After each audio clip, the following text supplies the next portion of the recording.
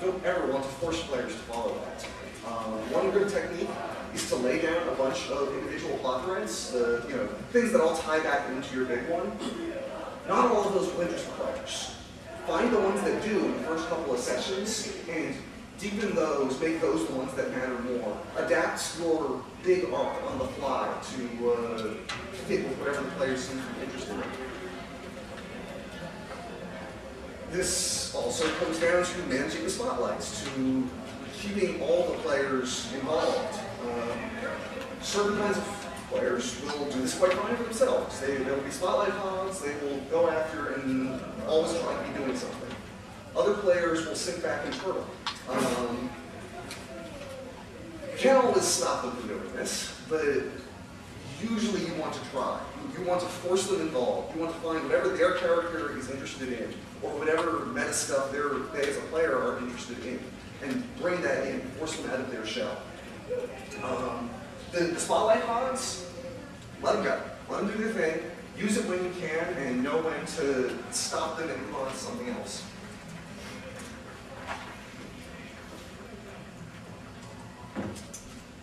Inevitably, you're going to want to steal ideas from other places. This is perfectly fine.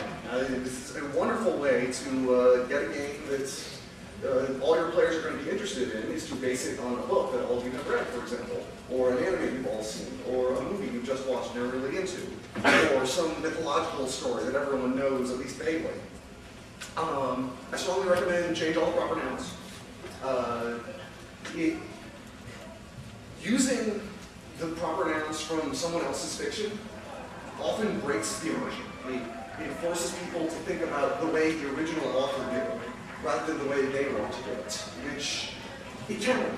You can do the let's adventure in Middle-earth around the time of the War of the Ring. When you do that, stay far away from the main characters of the original work, because nothing spoils a player's experience like having the GM's fancy NPC do everything.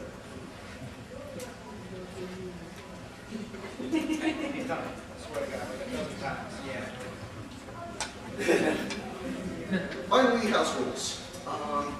Biggest thing with house rules, if you're going to use them, get them out to everyone before the game starts. Make sure everyone knows and agrees to them. This goes as far as things like supplements. If you're going to run a D&D game, I would strongly recommend default to nothing but the player's handbook.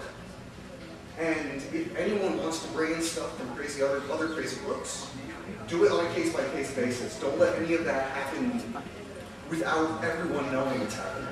A lot of that stuff is poorly thought out in relation to other of that stuff, because if you're writing a D&D supplement and you don't have time to read 30 other D&D supplements that might have the spell that breaks the thing you're writing. So just put some thought into that. In general, I would discourage using house rules, because very rarely will they be as tested and refined as the original ones. The one place where you can make an exception is in reward systems. Some games have this built into them. D&D, for example, does not. D&D gives you experience for killing stuff. If you want a game to not be about killing stuff, for example, don't give XP for killing stuff. Give XP for something else. Give XP for, uncovering the plot against the king, or story awards, character-driven awards. Have characters set out, this is what I want to accomplish, and give them experience for accomplishing that. This is a very easy hack to do. It doesn't break a lot, as long as you use some basic math and make sure everyone has about the same opportunity to get experience. And it can change the character of your game drastically and for the better into whatever you want the character of your game to be. Alright, and now, I have told you how to do this if you have time to plan ahead. And sometimes you don't. You don't always have time to plan ahead. I'm going to caveat this pretty thoroughly. Alex is an order of magnitude better at GM than I am, by far. The games I've tended to run tend to be fun, and tell a narrative story. And again, like Alex's caveat, I am talking about narrative story. But The stories I tend to tell tend to be a little shallower, they're a little, less complex and less well developed, simply because you don't have the time available to you to really develop all the complex threads that you'd like to give players all the options they have. With that said, you can still run an entertaining game, and it can still be a good story, an acceptable story, and players can have fun, which is important. But it is important to note that the game you run with little to no prep time will be inherently different from the game that you run when you have totally adequate prep time and you plan things out. If your asshole friends tend to show up 5 minutes before your shift in the deli and say, hey Pete, you're going to GM for us tonight. You do need some tips and tricks as to how to make that happen and keep your players happy. So this is probably, this room right here is the most important thing you're ever going to hear in your life. And I really wish Terry Goodkind were in the room because I would tell him to stop writing fucking books. As I said, the story you are telling is not going to be as deep or as complex, and you need to be okay with it. We really need to learn to just kind of let go of that and say, okay, this is going to be a little more fun, this is going to be a little less intensive and deep like that. You can still do a good job. And I really highly recommend not trying this with inexperienced role players. You really need very experienced role players and a lot of experience as a GM to be able to pull off something like this. So, most importantly, in all of this story development is use stereotypes. In fact, come close to abusing them, or abuse them outright. The classic, evil necromancer, priest, cultist, whatever. It's so stereotypical you're loath to use it, but these stereotypes exist for a reason in the story. They're common themes and common threads throughout many different kinds of stories. And if you say use a stereotypical villain, heavy stereotype villain, it immediately cements that villain's motivations in the player's minds. They immediately know what to expect, where they can exploit, and what they can do. And it's very important because you're bereft of ideas. You don't want to spend too much time, muddling about. You want to keep the game moving, as I said. So you really need to make sure that your guys have, clear motivations. And to that end, it also helps if the players are taking on slightly more stereotypical roles as well. It's all good to have a great, deep, developed, really complex character with intense and complex motivations. But again, if you really don't have the time to prepare for all these options, a lot of it's not going to get used, the player might be frustrated. This will really helps if everybody is more on the same page there. It's very important, everybody needs to be on the same page. I also find it's very helpful to have the PCs be on one side and the DM be on another. Inter-party conflict is great, but in a game with minimal prep time, it's really going to drag things down.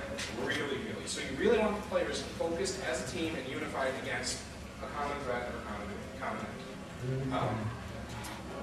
Now, I've put this here, and Alex has talked about, co-opting ideas from other places.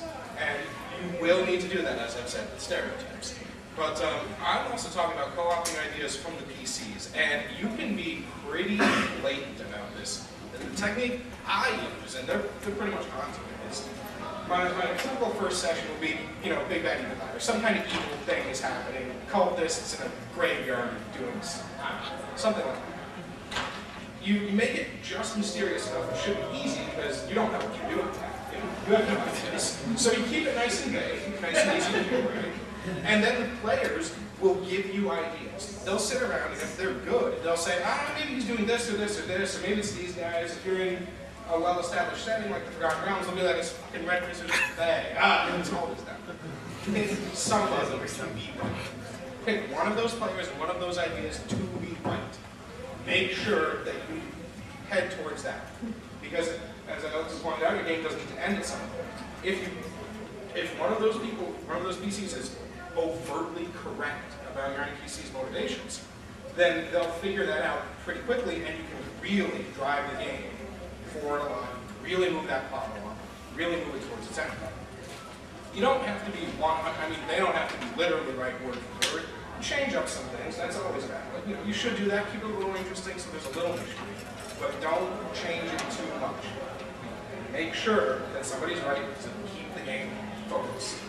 To that end, subtlety has no place in a game like this. You do not need a gala ball that goes on for 4 sessions, because you need to write story to make something like that interesting. And again, I'm assuming.